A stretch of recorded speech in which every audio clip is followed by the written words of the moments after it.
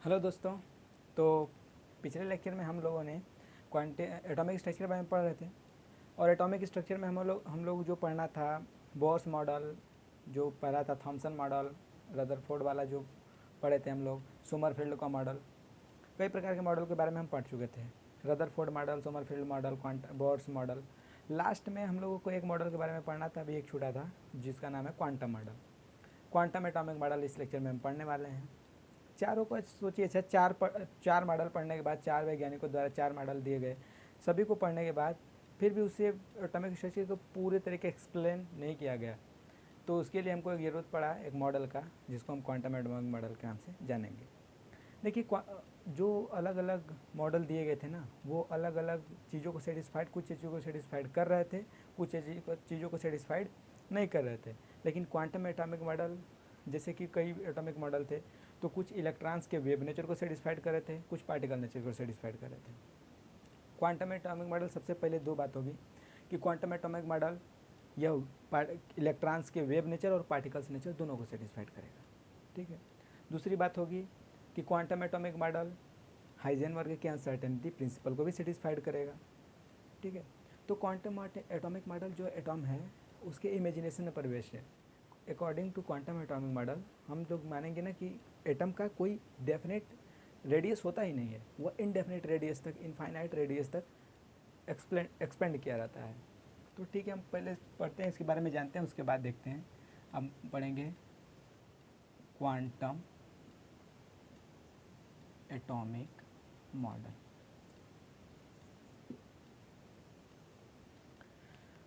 तो इसमें quantum atomic model पढ़ेंगे। क्वांटम एटॉमिक मॉडल में सबसे पढ़ने से पहले ये देखिए कि क्वांटम एटॉमिक मॉडल यह पार्टिकल्स, इलेक्ट्रॉन्स के दोनों नेचर या लाइट के दोनों नेचर को, वेव नेचर और पार्टिकल्स नेचर दोनों को सेटिस्फाइड करता है। चल रहा है ना भाई? ठीक है, ठीक है, ठीक है। तो देखिए, क्वांटम एटॉमिक मॉडल पहले दोनों इलेक्ट्रॉन्स के डुअल नेचर को सेटिस्फाइड करेगा। यह इलेक्ट्रॉन्स के पार्टिकल और वेव नेचर को भी सेटिस्फाइड करेगा, क्योंकि कोई भी छोटा सा पार्टिकल्स अगर मोशन में है तो वो वेव नेचर भी शो करता है। तो देखिए, सबसे पहले ये it explain both particle and wave nature of electron. यानी कि सबसे पहले इस मॉडल की एक खास बात यह है कि इलेक्ट्रॉन की ड्यूअल नेचर को सेटिस्फाइड करेगा। यह इलेक्ट्रॉन के particles as well as wave nature दोनों को सेटिस्फाइड करेगा। ठीक है। दूसरा का बात यह है कि quantum atomic model it will explain the Heisenberg uncertainty principle. Heisenberg uncertainty principle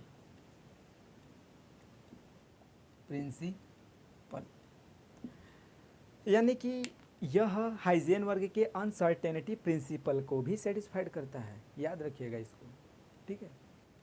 Heisenberg का अनसर्टेनिटी प्रिंसिपल क्या था कि किसी इलेक्ट्रॉन की या फिर कोई छोटा सा पार्टिकल से, तो वह उसकी कोई फिक्स्ड पोजीशन, मतलब किसी इलेक्ट्रॉन की एक इंस्टेंट टाइम पर उसके पोजीशन और उसके मोमेंटम का सही कैलकुलेशन नहीं किया जा सकता।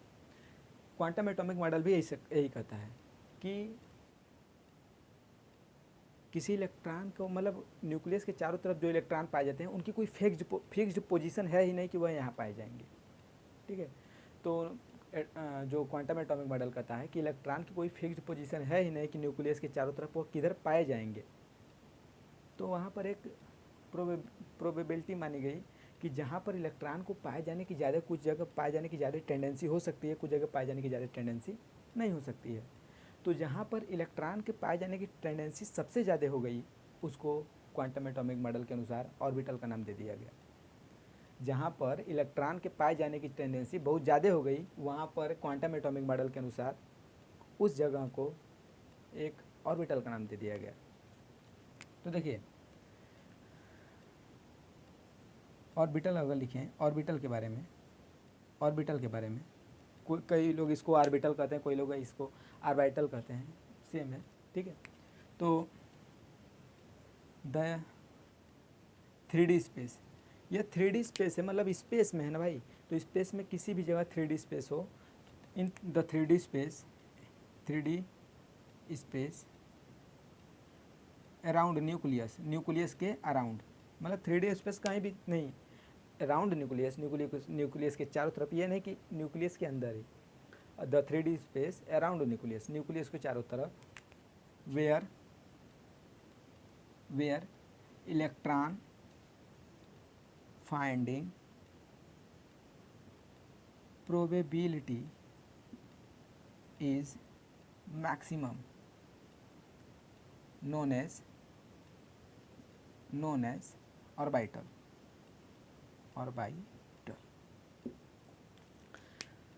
अराउंड न्यूक्लियस, जहाँ पर इलेक्ट्रॉन के पाए जाने की प्रोबेबिलिटी सबसे ज़्यादा होती है उसको कहते हैं ऑर्बिटल, और वो प्रोबेबिलिटी लगभग 90 to 95% हो सकती है, कितना 90 से 95%, यानी कि वह स्पेस, न्यूक्लियस के अराउंड वह स्पेस जहाँ पर इलेक्ट्रॉन के पाए जाने की प्रोबेबिलिटी लगभग 90 से 95% के आसपास होती है, उसको ऑर्बिटल के नाम से जानते हैं या ऑर्बिटल के नाम से जानते हैं। ये क्वांटम एटॉमिक मॉडल का कुछ बेसिक, ठीक है, तो इसको लिखिए फिर बता रहे हैं, इसको लिखिए पहले।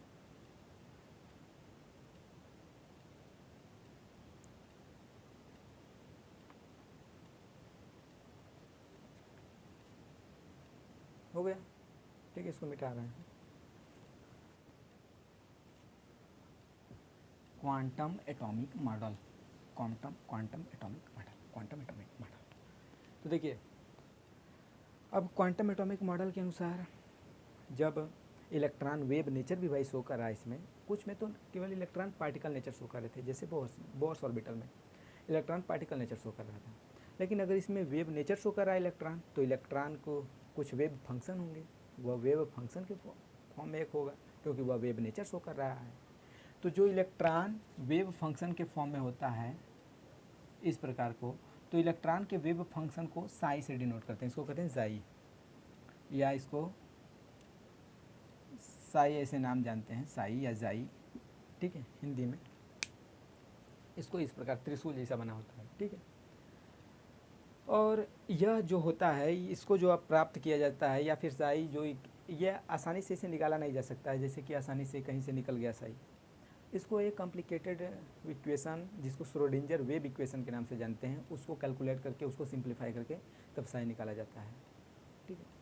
तो देखिए होता है क्या श्रोडिंजर वेव इक्वेशन, जैसे कि del 2 साई बाई के del x square plus del 2 psi by के del y square plus del 2 psi by के del z square plus 8 pi square m by के h square E minus V psi equals to 0।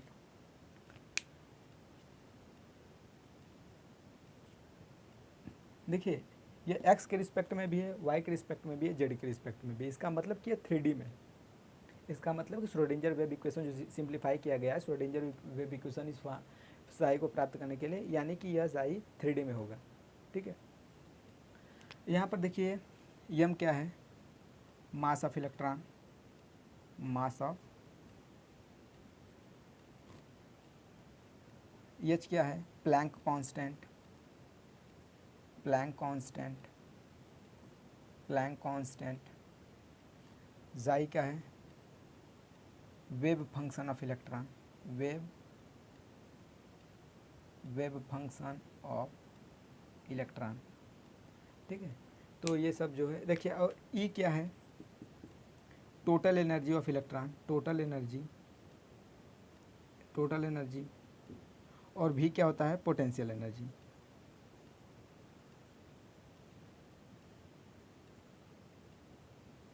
ई क्या है, total energy, और भी क्या है, potential energy. Sai से मिलता जुलता एक और फंक्शन प्राप्त किया गया इसी से, इस कैलकुलेशन से। देखिए इस कैलकुलेशन को किया गया बहुत कॉम्प्लिकेटेड है भाई, मैथमेटिकल है, बस ये याद कर लीजिएगा कि श्रोडिंजर वेव इक्वेशन को सिंप्लीफाई किया गया तो वेव फंक्शन ऑफ इलेक्ट्रॉन मिला, जिसको हम साई से डिनोट करते हैं। और इसी प्रकार के कैलकुलेशन को, श्रोडिंजर वेव इक्वेशन के कैलकुलेशन को जब फिर से एक सिंप्लीफाई किया गया तो एक और मिला, जिसको हम साई स्क्वायर या इलेक्ट्रॉन फाइंडिंग प्रोबेबिलिटी डेंसिटी, यानी कि वह वैक्यूम यानी स्पेस में पाए जाने वाला वह 3D स्पेस जहाँ पर इलेक्ट्रॉन के पाए जाने की प्रोबेबिलिटी होती है उसको साई स्क्वायर से डिनोट करते हैं। इलेक्ट्रॉन फाइंडिंग प्रोबेबिलिटी डेंसिटी से डिनोट करते हैं, या फिर इसको हम एक साई स्क्वायर से डिनोट करते हैं। ठीक है, साई स्क्वायर से डिनोट करते हैं, इसको हम साई स्क्वायर से, एक को साई स्क्वायर से। पहले इसको नोट कर लीजिए, उसको फिर लिखवा रहे हैं, इसको नोट कर लीजिए। ठीक है, नोट कर लीजिए, इसको चल रहा है ना? हाँ भाई चल रहा है, ठीक है।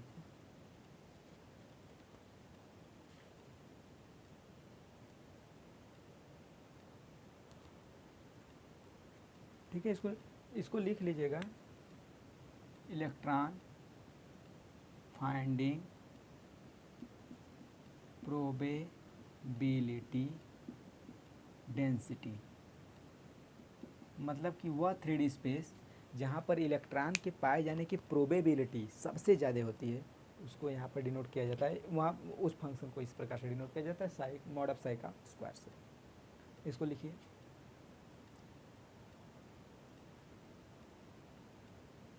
इलेक्ट्रॉन की फाइंडिंग प्रोबेबिलिटी डेंसिटी है, और ये साई है wave function of electron. Schrodinger wave equation है, यहाँ पर लिखे हैं कौन कौन सा क्या क्या टर्म्स है। पाइस आम जानते हैं, ये जानते हैं, ये सब तो जानते ही नहीं। ठीक है, मिटा रहे हैं इसको मिटा रहे हैं।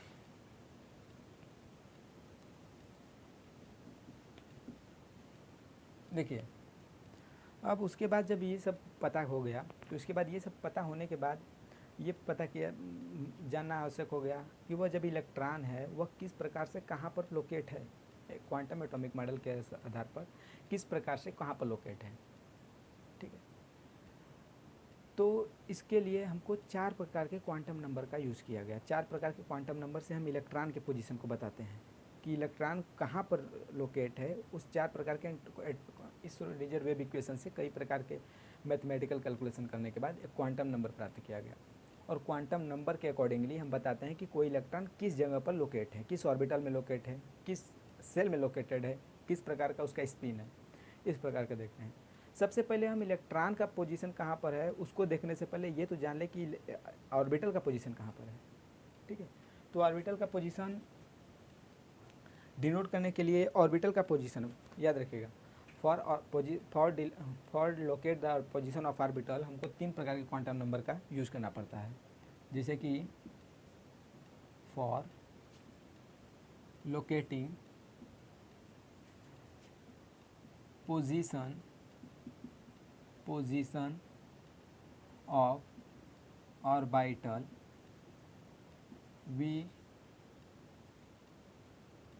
we required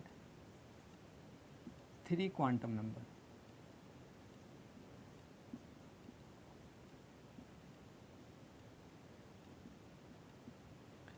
देखिए, ऑर्बिटल के पोजीशन को लोकेट करने के लिए 3 क्वांटम नंबर, और इलेक्ट्रॉन के पोजीशन को लोकेट करने के लिए 4 क्वांटम नंबर का यूज़ करना पड़ता है। तो ऑर्बिटल की जो पोजीशन को लोकेट करने के लिए 3 प्रकार के क्वांटम नंबर का यूज़ करना पड़ता है। हम इलेक्ट्रॉन को इसके बाद पढ़ेंगे। तो इसमें देखिए, सबसे पहले होता है यन, इसको कहते हैं principal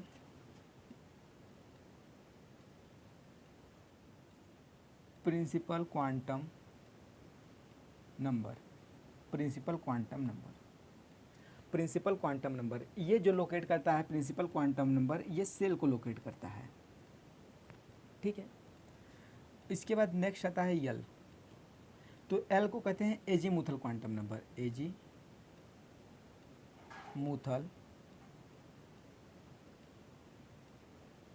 quantum number. Azimuthal quantum number सब सेल को लोकेट करता है। किसको लोकेट करता है? सब सेल को लोकेट करता है। फिर उसके बाद आता है यम। यम को कहते हैं magnetic quantum number. Magnetic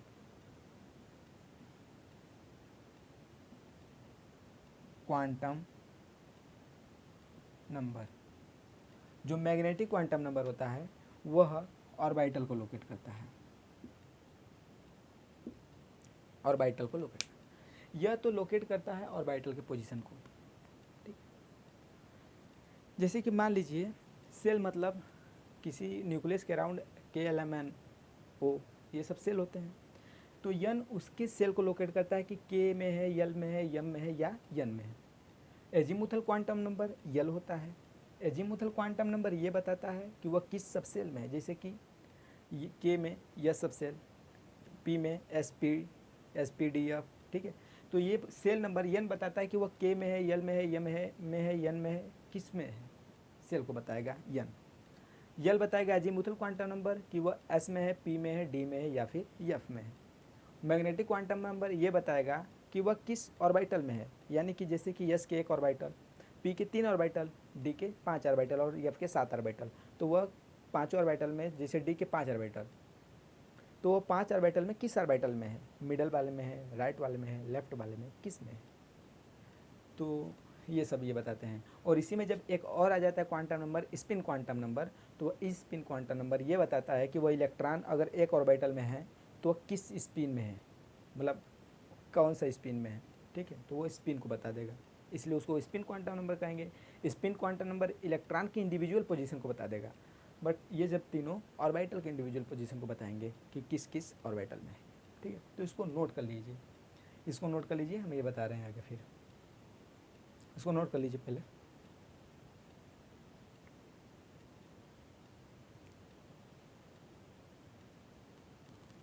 note कर लीजिए इसको, हो गया, मिटा रहे हैं, मिटा रहे हैं, मिटा रहे हैं, मिटा रहे हैं, इसको मिटा रहे हैं। तो हम सबसे पहले पढ़ेंगे about n, means principal quantum number.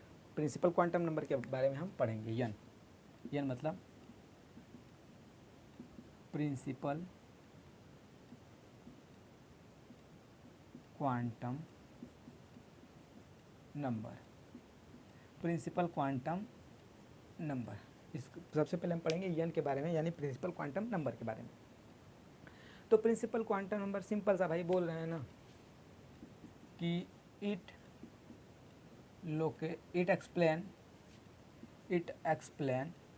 Explain about shell number. Shell number मतलब जैसे KLM या N किस में है, KLM किस में, सेल के बारे में बताएगा। सेकेंड होगा कि यानी कि कोई ऑर्बिटल है, किसी और कोई ऑर्बिटल है, सोच लिए कोई न्यूक्लियस है या फिर कोई एटम है, तो उसके कई सेल होंगे, 1 सेल, 2 सेल, 3 सेल, कई भी होंगे। तो कई सेलों का बढ़ने से एनर्जी बढ़ती रहती है, हर सेल की एनर्जी अलग अलग होगी, ठीक है। तो हर सेल की एनर्जी ये बताता है कि किस सेल की कितनी एनर्जी होगी, principal quantum number. It explain about energy and size of the cell,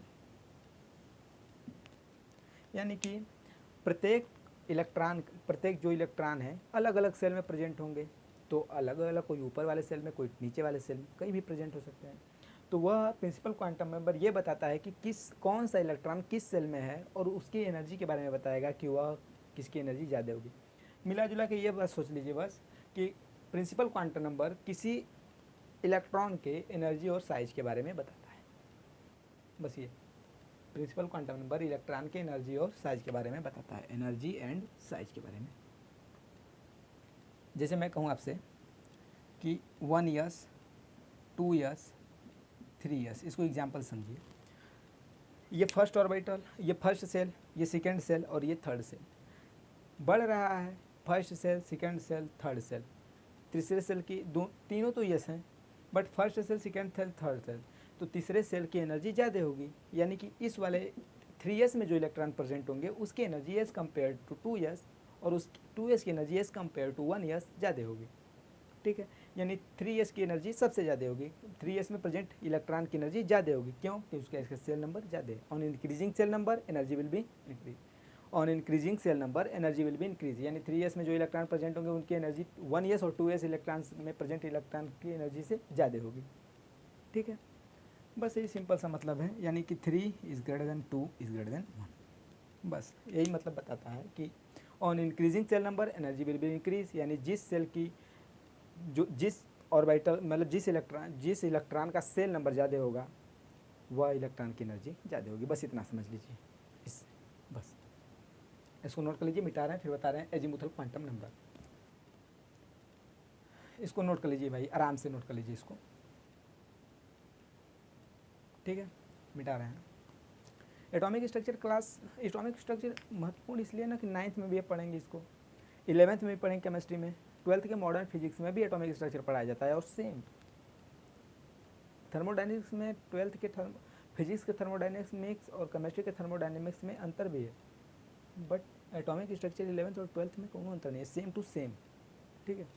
मिटा रहे हैं इसको। कुछ अंतर होंगे जो फिजिक्स में होंगे, कुछ नए नए टर्म्स जुड़े होंगे एक आध दो तो, बट उसके अलावा जो ये बता रहे हैं साइन का डिफरेंस कुछ नहीं है, सेम जो ये पढ़ना है वही वहाँ पढ़ना है, तो इसको नोट कर लीजिए।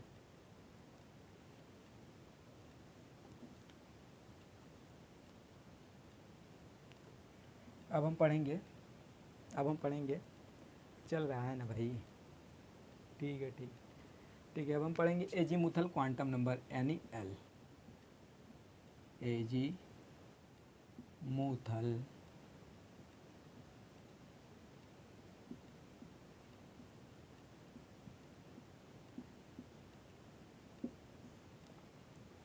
Azimuthal quantum number. जिस प्रकार यन के बारे में हम जाने कि प्रिंसिपल क्वांटम नंबर सेल के बारे में बताता है, ठीक, एजीमुथल क्वांटम नंबर सब सेल के बारे में बताता है, यानी इट एक्सप्लेन अबाउट सब सेल जैसे एस पी डी एफ, ये एक्सप्लेन करता है एसपीडीएफ सब सेल की, ठीक है। प्रिंसिपल क्वांटम नंबर देखिए मतलब जो प्रिंसिपल क्वांटम नंबर होता है एसपीडीएफ के बारे में एक्सप्लेन करता है। सेकेंड होता है कि प्रिंसिपल क्वांटम नंबर जो बताता है, जैसे कि प्रिंसिपल क्वांटम नंबर जो बताया था साइज और एनर्जी के बारे में था, ठीक, यह शेप और एनर्जी के बारे में बताएगा, ठीक है। It explain shape and energy of orbital, यानी कि जिस प्रकार वह ऑर्बिटल के साइज और एनर्जी को बता रहा था, जो प्रिंसिपल क्वांटम नंबर था, किसी ऑर्बिटल में जो इलेक्ट्रॉन प्रेजेंट था उसके साइज और एनर्जी को बता रहा था, ठीक उसी प्रकार एजीमुथल क्वांटम नंबर शेप और एनर्जी को बताएगा। वो साइज और एनर्जी और एजीमुथल क्वांटम नंबर शेप और एनर्जी, ठीक, इतना तो कोई दिक्कत नहीं होगा, ठीक है। और principal quantum number azimuthal quantum number एक दूसरे से रिलेटेड कैसे हैं, जैसे देखिए प्रिंसिपल क्वांटम नंबर जो होता है ना, एजीमुथल क्वांटम नंबर, यह 0 से लेकर n-1 तक होगा। प्रिंसिपल क्वांटम नंबर 0 से लेकर n-1 तक होगा। इसको पहले अच्छे से सोच लीजिए, इसको देख लीजिए। प्रिंसिपल क्वांटम नंबर 0 से लेकर n-1 तक होगा। अलग अलग सबसेल के लिए प्रिंसिपल क्वांटम नंबर तो बदल सकता है, एजीमुथल क्वांटम नंबर भी बदलेगा, ठीक है। बट देखिए जैसे यल है, अगर हम कहें कि यस के लिए एजीमुथल क्वांटम नंबर, तो यस के लिए 1s के लिए एजीमुथल क्वांटम नंबर 0 होगा, ठीक है। तो ये देखिए जैसे कि एजीमुथल क्वांटम नंबर देखिए होता कैसे कैसे है। देखिए अगर इस हम सबसेल के बारे में लिखें, ये लिखें सबसेल और यहाँ पर लिखें principal quantum number, s subshell के लिए प्रिंसिपल क्वांटम नंबर होगा 0, इसको ध्यान से देखिएगा। ये सबसेल के लिए प्रिंसिपल क्वांटम नंबर होगा 0, पी सबसेल के लिए प्रिंसिपल क्वांटम नंबर होगा 1, डी सबसेल के लिए प्रिंसिपल क्वांटम नंबर होगा 2 और एफ सबसेल के लिए प्रिंसिपल क्वांटम नंबर कितना 3। यानी यस ये सबसेल और यल के बारे में बात करा जाए, एजीमुथल क्वांटम नंबर के बारे में, सॉरी यार अगर हम प्रिंसिपल क्वांटम नंबर शायद बोल रहे थे, सॉरी प्रिंसिपल क्वांटम नंबर नहीं, एजीमुथल क्वांटम नंबर। सबसेल और एजीमुथल क्वांटम नंबर के बारे में बात करें तो यस सबसेल के लिए जो एजीमुथल क्वांटम नंबर होगा 0, पी सबसेल के लिए जो एजीमुथल क्वांटम नंबर होगा 1 और डी सबसेल के जो एजीमुथल क्वांटम नंबर होगा 2, एफ सबसेल के लिए जो एजीमुथल क्वांटम नंबर होगा वह 3 होगा। इसको लिख लीजिए अच्छे से, इसको देख लीजिएगा ध्यान से, ये वाला देख लीजिएगा, ये वाला देख लीजिए, ये वाला देख लीजिएगा, ठीक है। पहले इसको नोट कर लीजिए, फिर मिटा के फिर बता रहे हैं। इसको लिख लीजिए पहले, ठीक है, मिटा रहे हैं इसको।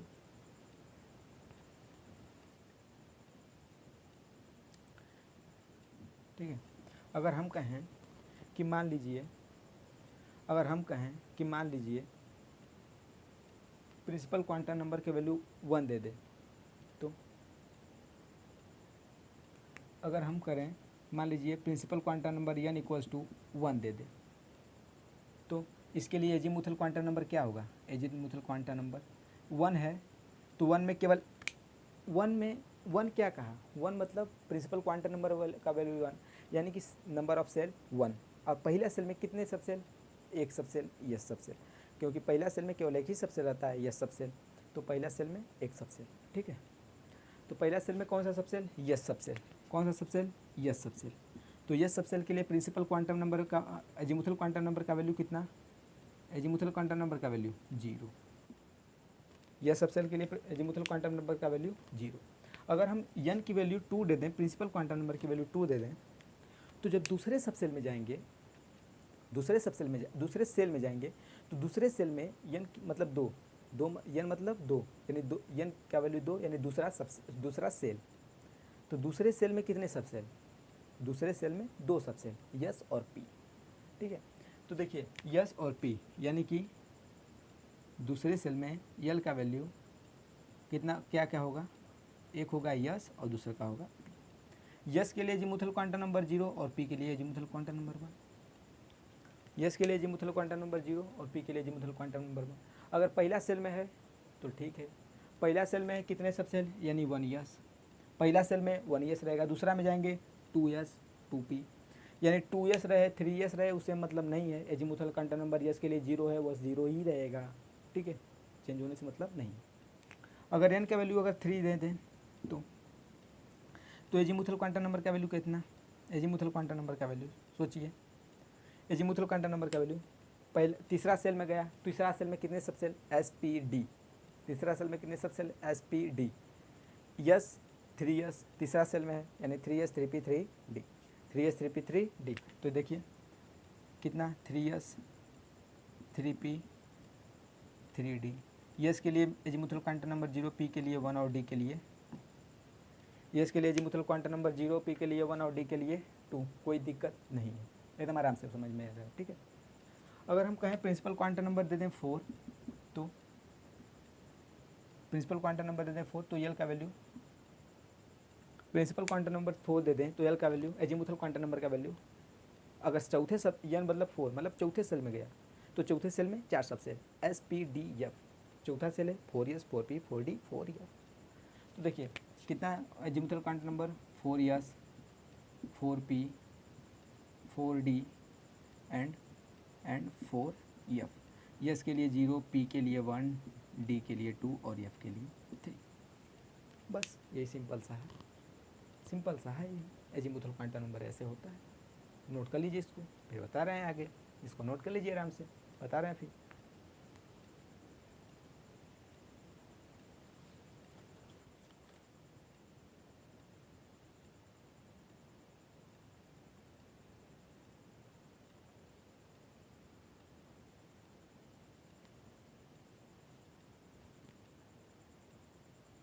मिटा रहे हैं।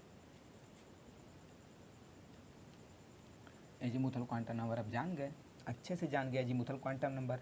अब हम पढ़ेंगे तीसरा वाला, कौन सा? Magnetic quantum number. तीसरा वाला जिसको हम डिनोट करते थे EM से, इसको कहेंगे magnetic quantum number. Magnetic quantum number तीसरा वाला जिसको डिनोट करते थे EM से, इसको कहेंगे magnetic quantum number. Magnetic quantum number जो होता है ना, वो ऑर्बिटल, स्पेसिफिक ऑर्बिटल के बारे में बताता है कि वो स्पेसिफिक कोई एक ऑर्बिटल, जैसे कि एस पी डी एफ। तो डी में जैसे मान लीजिए 3 ऑर्बिट, डी में 3, एस 3 होते हैं ना, पी एक्स, अरे 5 होते हैं, पी में 3, p x p y p z. तो वह स्पेसिफिक मैग्नेटिक क्वांटम नंबर एक ऑर्बिटल को बताएगा कि वह ऑर्बिटल कहाँ पर लोकेट है, तो magnetic quantum number specific orbital के लोकेशन को बताता है। It explain about specific location of orbital, मतलब कि यानी ऑर्बिटल के स्पेसिफिक लोकेशन को मैग्नेटिक क्वांटम नंबर एक्सप्लेन करता है। The magnetic quantum number explain the specific location of the orbital like P, D, F, because S only one orbital, so it will be explain specific location of orbital। देखिए ये very कैसे करता है principal quantum, ये जो होता है magnetic quantum number ये वेरी करता है -L2 + L, -L2 + L, यानी कि magnetic quantum number -L2 + L very करता है, यानी कि -L2 + L। L क्या है? Azimuthal quantum number, L is azimuthal quantum number, और मैग्नेटिक क्वांटम नंबर वेरी करेगा -L2 + L। जैसे कि हम अगर आपसे कहें कि यस के लिए मैग्नेटिक क्वांटम नंबर की कितनी वैल्यू, तो जिसे यस करें 1s 2s 3s, मान लीजिए 2s, तो 2s के लिए कितने, 2s के लिए कितने मैग्नेटिक, 2s के लिए जो बताइए कि एजीमुथल क्वांटम नंबर की वैल्यू कितनी, 0, तो इसके लिए मैग्नेटिक नंबर कितना, इसके लिए magnetic quantum number 0, magnetic quantum number 0, simple सा। अगर हम आपसे कहें कि बताइए अगर n = 2 है, n = 2 है, तो बताइए मैग्नेटिक क्वांटम नंबर की वैल्यू, l = 2 है तो मैग्नेटिक क्वांटम नंबर की वैल्यू कितनी होगी,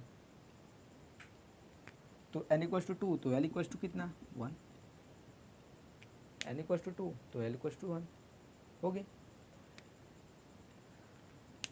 n = 2 है तो n = 2 है, यानी इसमें 2 ऑर्बिटल होंगे, 2s 2p होंगे। इसके लिए एजीमुथल क्वांटम नंबर 0, इसके लिए एजीमुथल क्वांटम नंबर 1। अगर हम p की बात करें 2p की, देखिए यहाँ पर 2p की अगर बात करें, जैसे 2s की बात की थे 2p की बात करें, तो 2p में देखिए इसका एजीमुथल क्वांटम नंबर 1, यानी मैग्नेटिक क्वांटम नंबर कितना है, मैग्नेटिक क्वांटम नंबर कितना है -L2 L, यानी -L 0 +, यानी माइनस के साथ पूरा सीरीज में चलेंगे। अगर यहाँ पर 1 तो यह -1 के बाद आएगा 0, फिर इसके बाद +1, इसके लिए मैग्नेटिक क्वांटम नंबर की वैल्यू 0, ये 3 होगी। Number of magnetic quantum number will be 3, इसीलिए p ब्लॉक की जो p होता है p जो p सबसेल होता है उसकी देखेंगे आप 3 ऑर्बिटल होते हैं, जैसे कि देखेंगे ना p सबसेल की 3 ऑर्बिटल होते हैं, 1 2, इसके लिए मैग्नेटिक क्वांटम नंबर +1, इसके लिए 0, इसके लिए -1, इसके लिए प्लस, इस प्रकार होते हैं ना 3। अब d के लिए करेंगे तो 2, d के लिए एजीमुथल क्वांटम नंबर 2, तो मैग्नेटिक क्वांटम नंबर -2 -1 0 +1 +2 5, इसीलिए d के 5 होते हैं। ठीक है, इसको नोट कर लीजिए, फिर आगे बता रहे हैं हम, इसको नोट कर लीजिए। मैग्नेटिक क्वांटम नंबर ये वाला ध्यान वाली बात है कि कहाँ से कहाँ तक वेरी करता है, -L2 +, नोट कर लीजिए इसको।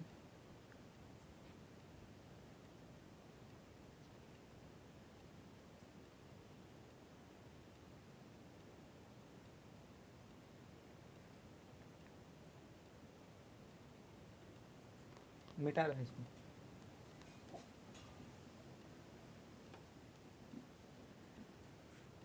जैसे मैग्नेटिक क्वांटम नंबर देखिए होता क्या है, जैसे कि मैग्नेटिक क्वांटम नंबर चल रहा है ना भाई,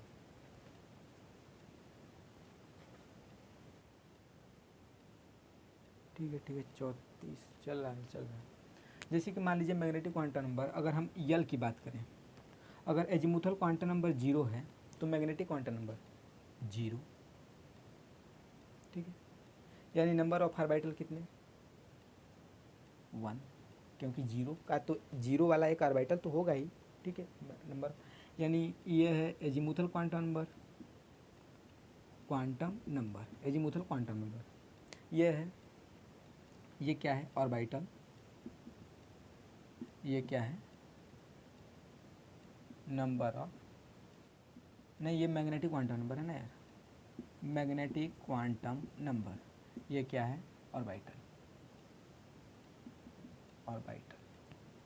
तो इसमें जीरो, एल की वैल्यू जीरो, तो ये जीरो और इसके लिए वन। अगर एल की वैल्यू वन है तो मैग्नेटिक क्वांटम नंबर की वैल्यू -1, 0, +1। नंबर ऑफ ऑर्बिटल कितने? 3, 1, 2, 3। अगर एल की वैल्यू 2 तो इसके लिए नंबर ऑफ ऑर्बिटल -1, -2, -1, 0, +1, +2। इसके लिए नंबर ऑफ ऑर्बिटल 5। अगर एल की वैल्यू 3 है तो इसके लिए -3, -2, -1, 0, +1, +2, +3। इसके लिए 7, 1, 2, 3, 4, 5, 6, 7। ठीक है, तो देखिए इसीलिए 3 किसके लिए होता है, किस सबसेल के लिए होता है अजीमुथल क्वांटम नंबर का वैल्यू 3? एफ। इसीलिए एफ में 7 ऑर्बिटल होते हैं। 7 ऑर्बिटल क्यों होते हैं? Magnetic quantum number divided. P के लिए, यल के लिए कितना होता है? पी के लिए 2, डी के लिए 2 होता है इसीलिए 5 होते हैं, पी के लिए 3 इसीलिए। ठीक है, स्ट्रक्चर जानते हैं क्या होता है पी का? जैसे कि अगर कि नंबर ऑफ ऑर्बिटल जानते हैं, अजीमुथल क्वांटम नंबर आपको पता है तो नंबर ऑफ ऑर्बिटल निकालने के लिए एक होता है number of orbital. Number of orbital निकालने के लिए एक फार्मूला होता है 2l+1। अगर अजीमुथल क्वांटम नंबर का वैल्यू आपको पता है ना तो नंबर ऑफ ऑर्बिटल सीधे 2l+1। यानी देखिए 2l, तीसरा के लिए देखिए 3 दूनी 6 1 7, नंबर ऑफ ऑर्बिटल 7। 2 भरिए, 2 दूनी 4 1 5, नंबर ऑफ ऑर्बिटल 5। यानी अगर नंबर ऑफ ऑर्बिटल आपको पता है, यानी अजीमुथल क्वांटम नंबर पता है तो 2l+1 से आप डायरेक्ट नंबर ऑफ ऑर्बिटल निकाल सकते हैं। ठीक है, इसको नोट कर लीजिए, इसको नोट कर लीजिए। पहले मैग्नेटिक क्वांटम नंबर बता दिए, हो गया, मिटा दे रहे हैं। ओहो, मैग्नेटिक क्वांटम नंबर हो गया, magnetic quantum number 3 quantum number हो गए, azimuthal quantum number, magnetic quantum number है। ठीक है, अच्छा हम देखेंगे थोड़ा सा नोड्स के बारे में बात कर लें।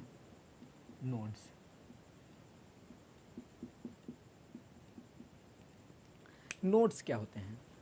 जैसे कि electron,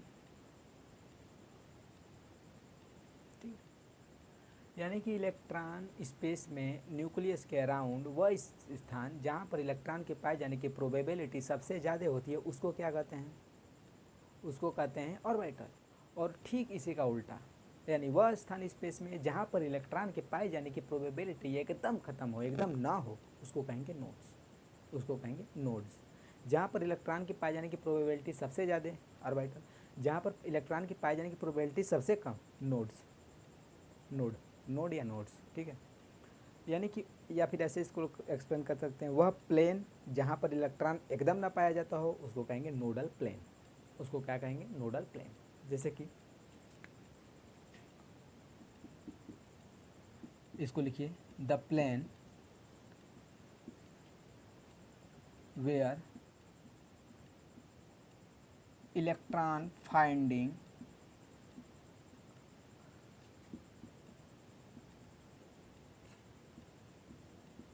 probability is 0 known as nodes। यानी वह स्थान जहाँ पर इलेक्ट्रॉन के पाए जाने की प्रोबेबिलिटी एकदम 0 हो उसको कहेंगे नोड्स। हम नोड्स में थोड़ा जाने की कैसे, जैसे कि मान लीजिए we will discuss about p orbital. P orbital, ठीक, पी के बारे में बात करेंगे तो देखिए पी में 3 ऑर्बिटल होते हैं। पी में 3, p x, p y, p z. इसके लिए मैग्नेटिक क्वांटम नंबर -1, 0, +1 पता है पाछे। ठीक है, तो देखिए -1, 0, +1 magnetic quantum p x, p y and p z. Structure देखिए कैसे होता है। जैसे कि पी एक्स की अगर स्ट्रक्चर हम बनाएं तो देखिए पी एक्स का बनाएं तो देखिए अगर इसको हम वाई लें, इसको हम एक्स लें, ठीक है, तो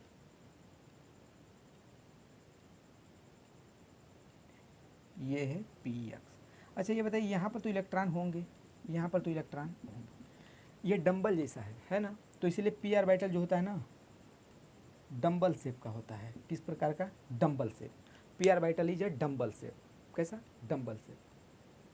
डम्बल शेप पी ऑर्बिटल का बता रहे हैं, ठीक है, डम्बल शेप। अच्छा, यहाँ पर इलेक्ट्रॉन होंगे, यहाँ पर इलेक्ट्रॉन होंगे। क्या ये इस वाले ऑर्बिटल में देखिए, अगर इसको हम जेड लें, ये वाला अगर इस परपेंडिकुलर लाइन के ऊपर जेड लें, ये वाई है, तो क्या इस वाई जेड, जैसे कि मान लीजिए इस वाई जेड प्लेन के अकॉर्डिंग इलेक्ट्रॉन पाए जाने की प्रोबेबिलिटी एकदम जीरो है, तो वह इसके लिए जो नोडल प्लेन होगा वाई जेड एक्सिस होगा। यानी इसके लिए जो नोडल प्लेन होगा, नोडल प्लेन क्या होगा इसके लिए? Y z plane. इसके लिए y z plane is a nodal plane. इसके लिए y z plane is a nodal plane, ठीक है। इसको पहले देखिए, इसको पहले देखिए, इसको पहले देखिए, मिटाएं मिटाएं मिटाएं मिटाएं मिटाएं मिटा रहा है, ठीक है। देखिए नोडल प्लेन पी एक्स के लिए देख लिए, डम्बल जैसा होता है डम्बल जैसा। पी एक्स के लिए देखिए। अच्छा, पी वाई के लिए देखें तो वाई एक्स। पी वाई के लिए देखें तो ये ऐसे होगा यहाँ पर तो इलेक्ट्रॉन होंगे। ये पी वाई के लिए, पी एक्स के लिए आप बनाए होंगे, पी एक्स के लिए आप बनाए होंगे, बनाए तो निश्चित ही होंगे, बहुत तेज हैं आप। पी एक्स पी वाई देखिए, तो इसमें देखिए इलेक्ट्रॉन का वह स्थान जहाँ पर इलेक्ट्रॉन के पाए जाने की प्रोबेबिलिटी एकदम जीरो यानी एकदम नेग्लिजिबल, वह प्लेन बताइए। वाई एक्सिस में है, यानी ये वाले एक्सिस में इलेक्ट्रॉन के पाए जाने की प्रोबेबिलिटी होगी, इस वाले एक्सिस में इलेक्ट्रॉन के पाए जाने की प्रोबेबिलिटी होगी। क्या इस वाले देखिए, अगर ये वाला परपेंडिकुलर एक्सिस जेड एक्सिस, तो क्या इस जेड, तो इस प्लेन के अकॉर्डिंगली देखिए, यह प्लेन जो होगा ये जिसको बोर्ड को आधा आधा काटेगा इसे, तो इस प्लेन में इलेक्ट्रॉन के पाए जाने की प्रोबेबिलिटी नहीं होगी। यानी पी वाई में x z axis is a nodal plane. यानी यहाँ पर जो नोडल प्लेन होगा वह होगा एक्स जेड प्लेन। यहाँ पर जो नोडल प्लेन होगा एक्स जेड प्लेन होगा, ठीक है। नेक्स्ट आएगा कौन सा? नेक्स्ट आ रहा है आपका पी जेड। 3 पी के बारे में पढ़ लिए, पी जेड। तो इसको अगर जेड माने, इसको अगर वाई मान ले, तो पी जेड में ऐसे होगा। इसमें इलेक्ट्रॉन की पाए जाने की प्रोबेबिलिटी होगी, इसमें भी इलेक्ट्रॉन की पाए जाने की प्रोबेबिलिटी होगी। इसको हम बना रहे हैं p z plane, p z के लिए। तो ये बताइए कि अगर इस वाले परपेंडिकुलर को एक्स एक्सिस माने, तो ऐसे सीधे सीधे इसको काटें, तो x y plane is a nodal plane. Nodal plane जो होगा, नोडल प्लेन होगा एक्स वाई, ठीक है। यानी नोडल प्लेन के बारे में समझ गए कि वह प्लेन जहाँ पर इलेक्ट्रॉन की पाए जाने की प्रोबेबिलिटी एकदम जीरो हो, उसको क्या कहेंगे? Nodal plane. P x p y p z तीनों के लिए नोडल प्लेन क्या होगा? जिस एक्सिस पर जो एक्सिस है, यानी पी एक्स है तो पी एक्स को छोड़िए y z nodal plane, y है तो वाई को छोड़िए z x nodal plane, z है तो जेड को छोड़ दीजिए एक्स वाई नोडल प्लेन।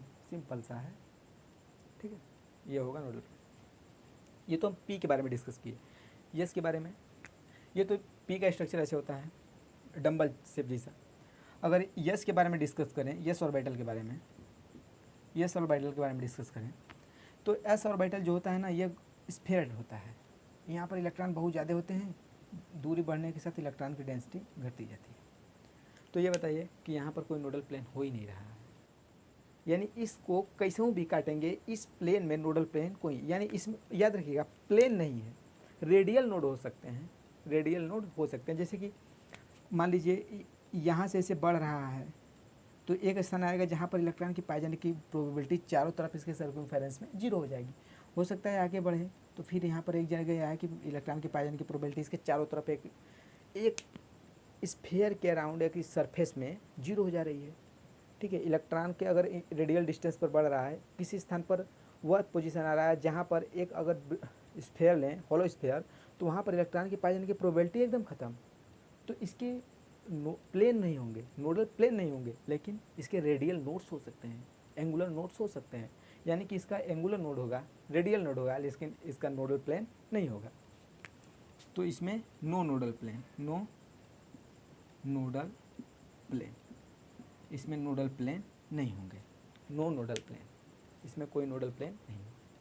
इसको नोट कर लीजिए। फिर हम डी के बारे में डिस्कस कर रहे हैं। डी के बारे में, डी हो गया। कितना टाइम हुआ भाई, ये ज़्यादा हो गया क्या? ठीक है, 10 मिनट और। डी के बारे में बता रहे हैं, डी के मिटा रहे हैं इसको हम मिटा रहे हैं। तो डी के बारे में देखिए, डी ऑर्बिटल के बारे में देखिए, डी ऑर्बिटल के बारे में देखिए। डी ऑर्बिटल ये कैसे होता है, ये होता है डबल डंबल जैसा, डबल डंबल जैसा। ये कैसे होता है, डबल डंबल जैसा, जैसे हुआ डंबल जैसा था, ये डबल डंबल जैसा। और इसमें 5 ऑर्बिटल होते हैं, कौन कौन से जानते हैं? यस पी डी में 5 होते हैं, 1 2 3 4 5 होते हैं, 1 2 3 4 5, ठीक है। तो इसके लिए डी के लिए एजीमुथल क्वांटम नंबर -2, यानी मैग्नेटिक क्वांटम नंबर -2 -1 0 +1 +2। तो यानी इसके लिए -2 -1 +0 +1 +2। इसके 5 ऑर्बिटल हैं और पाँचों ऑर्बिटल के अलग अलग शेप होंगे, ठीक है। तो इसके होते हैं PXY, PYZ, PZX, PX² -Y², एक होता है PZ²। इसके 5 ऑर्बिटल होते हैं, PXY, PYZ, PZX, PX² -Y² and PZ²। समझिएगा भाई, कंसेप्ट समझिएगा, दिमाग लगेगा, सोचिएगा, हम बता रहे हैं ना, एकदम आसानी से हो जाएगा आपको, कोई दिक्कत ही नहीं होगा। PXY 5 ऑर्बिटल है, 5 ऑर्बिटल का ये नाम है। सबसे पहले क्या हम बनाए PXY का स्ट्रक्चर, ठीक है। देखिए कैसे होता है, देखिए हम बना रहे हैं PXY का। PXY में अगर बनाना हो तो अगर हम इसको लें X, इसको लें Y, तो PXY का जो स्ट्रक्चर होता है इस प्रकार होता है, ऐसे ऐसे ऐसे ऐसे। सोचिए इसको Y ले रहे हैं, ये PX एंड Y है, तो इसको PXY। इसमें देखिए इलेक्ट्रॉन होंगे, डबल डबल हो गया ना, एक डबल ये एक डबल ये, डबल डबल हो गया। इसमें इलेक्ट्रॉन होंगे, इसमें भी इलेक्ट्रॉन होंगे, इसमें भी इलेक्ट्रॉन होंगे। क्या इसमें भी इलेक्ट्रॉन होंगे? हाँ, इसमें भी इलेक्ट्रॉन होंगे। अच्छा, इसमें देखिए वह कौन सा प्लेन है जो उसको काटने पर इलेक्ट्रॉन पाए जाने की प्रोबेबिलिटी खत्म, यानी कि यहाँ पर आते आते इलेक्ट्रॉन यहाँ पर तो है, लेकिन यहाँ पर आते आते इलेक्ट्रॉन खत्म, यहाँ तो है लेकिन यहाँ पर आते आते इलेक्ट्रॉन खत्म। यानी मिला जुलाकर अगर इस वाले एक्सिस, इस वाले कॉन्फ़िगरेशन को हम अगर इस प्रकार से भी काटें तो भी एक नोडल प्लेन, और इस प्रकार से अगर हम काटें तो भी एक नोडल प्लेन। मिल रहा है कि नहीं? यानी कि अगर हम इस एक्सिस को ऐसे ऐसे काटें, ऐसे मारें इस पर, ऐसे इसको ऐसे काटें तो भी एक नोडल प्लेन, और इसको हम ऐसे काटें तो भी एक नोडल प्लेन। यानी डी वाले में 2 ठो नोडल प्लेन, यानी डी वाले में 2 ठो नोडल प्लेन। कौन कौन से? 2 नोडल प्लेन। उसमें एक ही नोडल प्लेन मिल रहा था ना, इसमें 2 नोडल प्लेन। एक वाला इसको अगर जेड एक्सिस माने तो एक YZ और एक ZX। कौन से? YZ and ZX, 2 nodal plane. कौन कौन से नोडल प्लेन? 2 नोडल प्लेन, ठीक है। समझ में आ रहा है ना? आसानी समझ में आ रहा है ना? लिख लीजिए इसको लिख लीजिए। हम बना रहे हैं, अब इसका हो गया, इसका देखिए PYZ, देखिए इसको Y मानिए, इसको Z मानिए, तो इसका होगा ये और इसका होगा ये। इसमें इलेक्ट्रॉन, इसमें इलेक्ट्रॉन, इसमें इलेक्ट्रॉन और इसमें भी इलेक्ट्रॉन। PY, इसमें भी 2 नोडल प्लेन, क्योंकि इसको ऐसे और इसको ऐसे काट सकते हैं, इसको ऐसे ऐसे, इसको ऐसे ऐसे काट सकते हैं, इसमें 2 नोडल प्लेन, ठीक है। यानी इस वाले एक्सिस को, परपेंडिकुलर वाले एक्सिस को एक्स एक्सिस माने तो एक नोडल प्लेन XZ, दूसरा XY, एक नोडल प्लेन XZ, दूसरा XY। इसमें भी कितने? 2 नोडल प्लेन। कौन कौन से? XZ XY, XZ XY, ठीक है। इसको नोट कर लीजिए, इसको पहले नोट कर लीजिए, फिर फटाफट ये तीनों बता दे रहे हैं। हो गया, मिटा रहे हैं।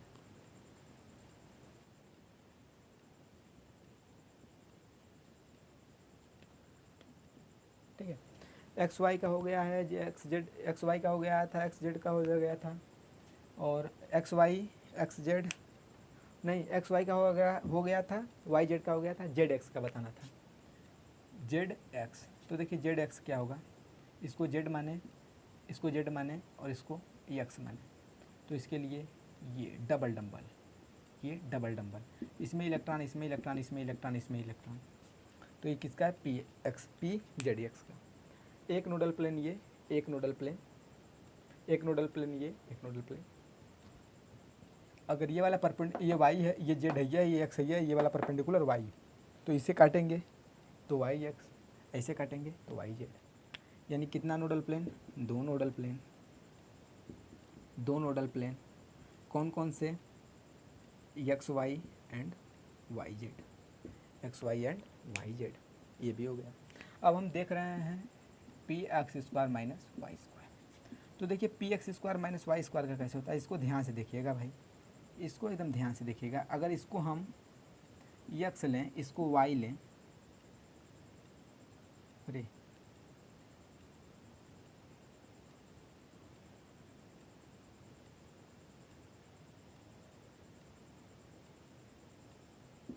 देखिएगा, p x square y square में ना ऐसे अलॉन्ग करता है, यानी कि इस एक्सिस के अलॉन्ग कर रहता है। P x square y square में एक्स वाई एक्सिस के अलॉन्ग रहता है। तो इसमें कितने नोडल प्लेन, इसमें कितने नोडल प्लेन, इसमें कितने नोडल प्लेन, सोचिए। इसमें भी दो नोडल प्लेन, कौन कौन से नोडल प्लेन, एक तो आप ऐसे तिरछा काट सकते हैं और एक ऐसे तिरछा काट सकते हैं, काट सकते हैं कि नहीं, एक तो ऐसे तिरछा काट सकते हैं, एक ऐसे तिरछा काट सकते हैं, काट सकते हैं कि नहीं। यानी कि ये जो प्लेन होगा ये वाला, एक नोडल प्लेन ये वाला होगा और एक नोडल प्लेन ये वाला होगा, दो नोडल प्लेन। इसमें भी कितने, दो नोडल प्लेन, इसमें भी दो नोडल प्लेन, इसमें भी दो नोडल प्लेन, इसमें भी दो नोडल प्लेन। ठीक है, एक लास्ट है पी जेड स्क्वायर। ठीक है, तो इसके लिए जो नोडल देखिए होता है, ऐसे होता है, ये होता है जेड, ये होता है एक्स या वाई, कुछ भी मान लीजिए, परपेंडिकुलर वाला एक्स या वाई कुछ भी मान लीजिए। तो इसमें ये प्रकार होता है, ऐसे पी जेड स्क्वायर में होता है, और इसकी चारों तरफ एक ऐसे स्ट्रक्चर बना रहता है जिसमें इलेक्ट्रॉन की डेंसिटी होती है, इसमें इलेक्ट्रॉन की डेंसिटी होती है, इसमें इलेक्ट्रॉन की डेंसिटी, इसमें भी इलेक्ट्रॉन की डेंसिटी। ठीक है, तो क्या होगा कि इस वाले स्ट्रक्चर को कहते हैं baby soother structure, baby soother structure, baby soother structure, बच्चे के निपल जैसा, जो बच्चे जिसमें दूध पीते हैं, तो बेबी सूथर स्ट्रक्चर जैसा है ये, बेबी सूथर स्ट्रक्चर इसको कहते हैं। ठीक है, डी जेड स्क्वायर का स्ट्रक्चर है। इसमें कितने नोडल प्लेन, इसमें कितने नोडल प्लेन, क्या आप इसको ऐसे काट सकते हैं, नहीं, इसमें भी इलेक्ट्रॉन है, क्या इसको ऐसे काट सकते हैं, नहीं, क्या इसको तिरछा, नहीं, इसको तिरछा, नोडल प्लेन नहीं है, प्लेन नहीं है, प्लेन कर रहे हैं, नहीं है, यानी इसमें no nodal plane, no nodal plane, nodal plane नहीं है। बट इसमें एक नोडल प्लेन नहीं है, प्लेन तो नहीं है, लेकिन इसमें एंगुलर नोड्स हैं, और एंगुलर नोड्स नहीं, कोनिकल नोड्स, एंगुलर नोड्स नहीं, कोनिकल नोड्स, यानी इसमें नोडल प्लेन तो नहीं है, but here will be present conical nodes. जैसे कि इसमें देखिए, एक कोनिकल नोड्स इससे आएगा ऐसे, एक कोनिकल नोड्स इसमें ऐसे आएगा। तो यहाँ पर ये वाले और ये वाले, ये दोनों कौन से नोड्स हैं, conical nodes, conical node, conical nodes कितने हैं, टू, कितने कोनिकल नोड्स, टू। इसमें नोडल प्लेन नहीं है, बट ऐसे ऐसे ये कोनिकल नोड्स हैं, और ये कोनिकल नोड्स दो हैं। ठीक है, बेबी सूत्र स्ट्रक्चर डी जेड स्क्वायर में कोई नोडल प्लेन नहीं होता, बस कोनिकल नोड्स होते हैं, कितने, टू। अच्छा ठीक है, इसको नोट कर लीजिए, पहले नोट कर लीजिए, इसको फिर बता रहे हैं।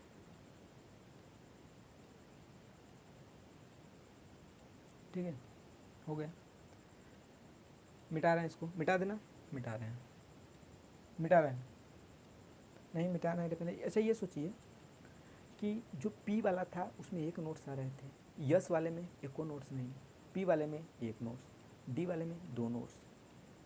जो यफ वाला आता है वो कॉम्प्लेक्स डंबल जैसा होता है, तो उसका बहुत दिमाग में रखने वाली बात नहीं है, वहाँ तक नहीं पूछता है। ठीक है, तो कॉम्प्लेक्स नोट सुनने छोड़िए।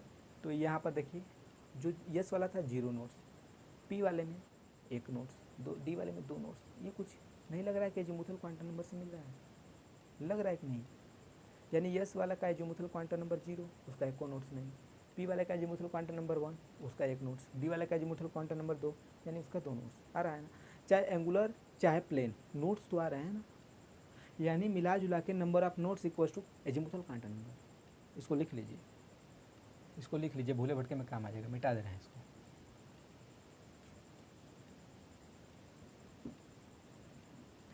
यानी स्टार लगाइए, लिखिए number of nodes equals to l, number of nodes equals to l, l equals to azimuthal quantum number. और नंबर ऑफ नोट्स में बी एंगुलर नोट्स में बी कोनिकल और प्लेन नोड, यानी कोनिकल नोट्स हो या प्लेन नोट्स हो, यानी नंबर ऑफ नोट्स जो होंगे वह एल के बराबर होंगे। चाहे एक कोनिकल एक प्लेन हो तब वो दो, दोनों कोनिकल हो तब वो दो, एक प्लेन हो तब वो दो, चाहे दोनों कोनिकल हो चाहे दोनों प्लेन हो, चाहे एक कोनिकल हो चाहे एक प्लेन हो, यानी मिला जुला के अगर डी 2 है तो डी है तो इसके लिए प्लेन जो होगा 2। इसको नोट कर लीजिए, ठीक है, ठीक है।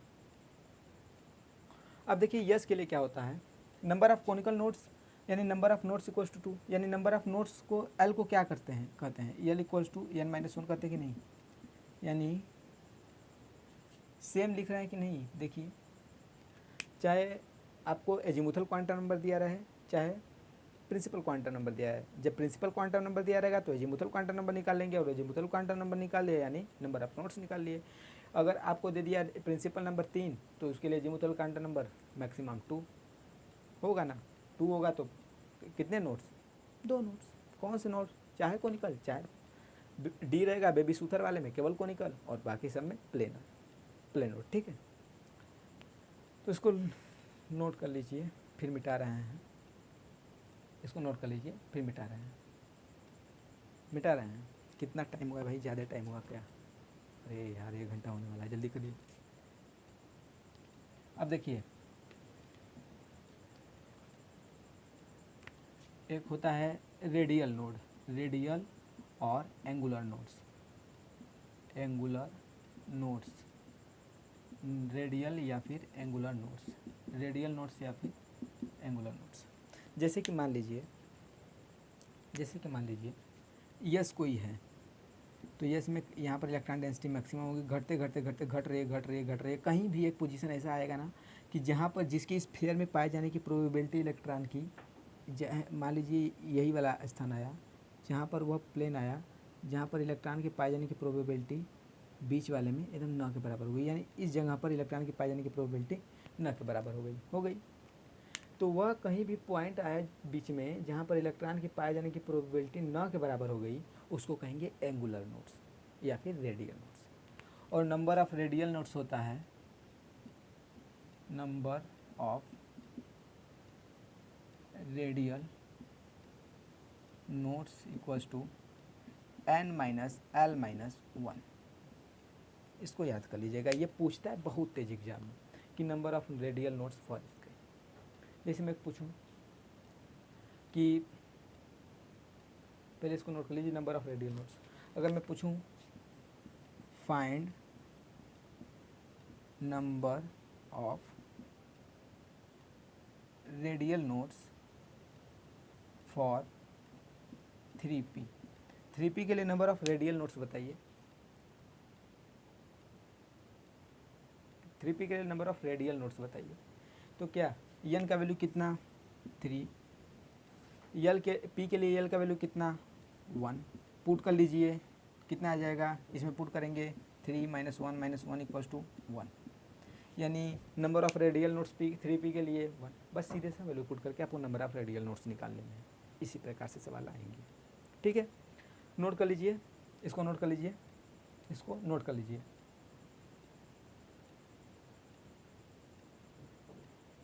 हो गया, थोड़ा सा बस देख लीजिए, और एक है मैग्नेटिक स्पिन क्वांटम नंबर, मिटा रहे हैं इसको, एक थोड़ा सा जल्दी जल्दी में देखिए, जल्दी जल्दी में स्पिन क्वांटम नंबर, चाहे ताकि आपको चारों क्वांटम नंबर एकदम अच्छे से पढ़े रहें। एक आता है, इसको यस से डिनोट करते हैं, लिखते हैं spin quantum number, spin quantum number. जिस प्रकार चार क्वांटम नंबर के बारे में खोजा गया, तो चार क्वांटम नंबर में पहला सेल के बताता था, प्रिंसिपल क्वांटम नंबर एजीमुथल सब सेल, उसके बाद मैग्नेटिक ऑर्बिटल के बारे में, और स्पिन क्वांटम नंबर इलेक्ट्रॉन के रोटेशन के बारे में बताता था, इलेक्ट्रॉन के रोटेशन के बारे में बताता था। ठीक है, तो देखिए ये क्या होता है, स्पिन क्वांटम नंबर किसी स्पेसिफिक इलेक्ट्रॉन के बारे में बताएगा, स्पिन क्वांटम नंबर किसी स्पेसिफिक इलेक्ट्रॉन के रोटेशन के बारे में बताएगा। Spin quantum number explain about specific electron, specific electron. ठीक है,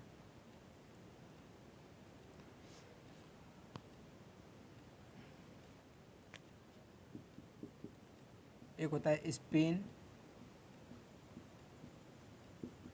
क्वांटम नंबर फॉर इलेक्ट्रॉन, मतलब इलेक्ट्रॉन के लिए प्लस हाफ या माइनस हाफ, यानी कि किसी भी इलेक्ट्रॉन के लिए principal quantum number plus half या माइनस हाफ होता है।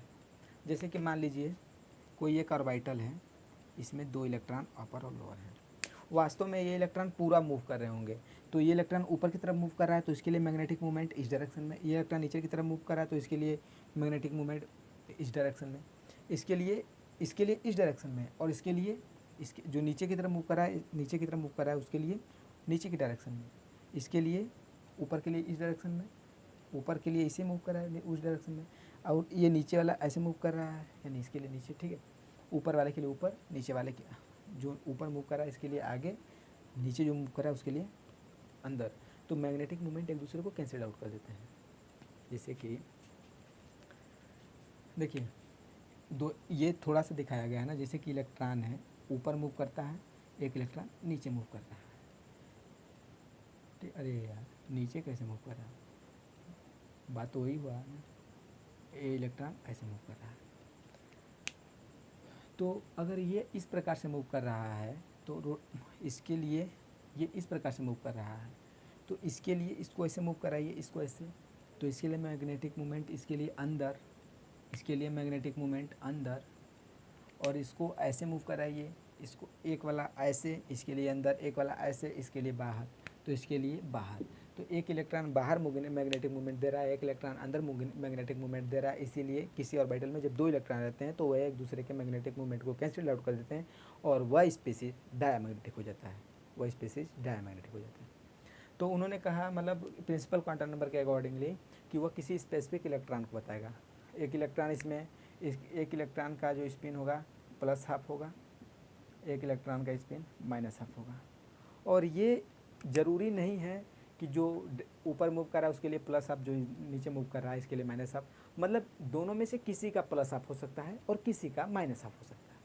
ठीक है, इंडिविजुअली नहीं है कि जो क्लॉक वाइज सेंस में उसके लिए माइनस, जो प्लस, और जो एंटी क्लॉक वाइज में उसके लिए प्लस, ऐसा नहीं है, सेम होंगे। मतलब सेम का मतलब कि किसी के लिए भी प्लस हो सकता है, किसी के लिए भी माइनस हो सकता है। स्पेसिफिक नहीं है कि इसके लिए ही प्लस हाफ है, इसके लिए ही माइनस हाफ है, ऐसा नहीं है। किसी के लिए भी प्लस हाफ हो सकता है और किसी के लिए भी माइनस हाफ हो सकता है। ये होता है मैग्नेटिक क्वांटम नंबर। तो बहुत हो गया आज, रहने दीजिए। ठीक है, रहने देते हैं। अगले लेक्चर में हम फिर क्वांटम मॉडल को पढ़ेंगे, एक लेक्चर तक मैक्सिमम भाई जाएगा, उसके बाद क्वांटम एटॉमिक मॉडल आपका खत्म हो जाएगा। ठीक है, इसको नोट कर लीजिए, पढ़ते रहिए। तब तक के लिए धन्यवाद।